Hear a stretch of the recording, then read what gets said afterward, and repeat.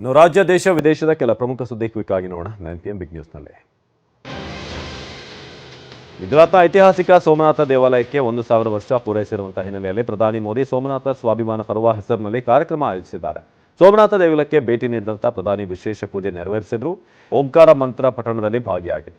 ಬಳಿಕ ದೇವಾಲಯ ಆವರಣದಲ್ಲಿ ಕಣ್ಮನ ಸೆಳೆಯುವಂತಹ ಡ್ರೋನ್ ಶೋ ನಡೆಸಲಾಯಿತು.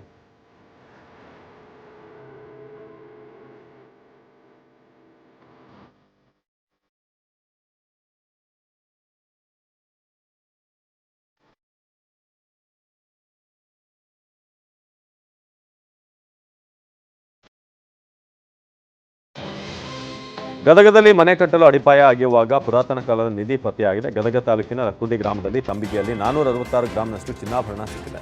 ಗಂಗವ್ವ ಬಸವರಾಜ ರೀತಿ ಎನ್ನುವರಿಗೆ ಸೇರಿದಂತಹ ನಿಧಿ ಇದು. ನಿಧಿಯನ್ನ ಸದ್ಯ ಸರ್ಕಾರಕ್ಕೆ ಒಪ್ಪಿಸಲಾಗಿದೆ.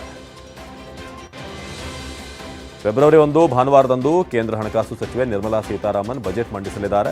ಇವತ್ತು ಸಚಿವೆ ನಿರ್ಮಲಾ ಸೀತಾರಾಮನ್ ಎಲ್ಲ ರಾಜ್ಯಗಳ ಹಣಕಾಸು ಸಚಿವರು ಅಧಿಕಾರಿಗಳ ಜೊತೆ ಬಜೆಟ್ ಪೂರ್ವಭಾವಿ ಸಭೆ ನಡೆಸಿದರು.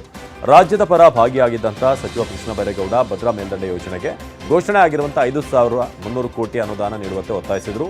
ಬೆಂಗಳೂರು ಅಭಿವೃದ್ಧಿಗೆ ವಿಶೇಷ ಅನುದಾನ ನೀಡುವಂತೆ ಮನವಿ ಮಾಡಿದರು.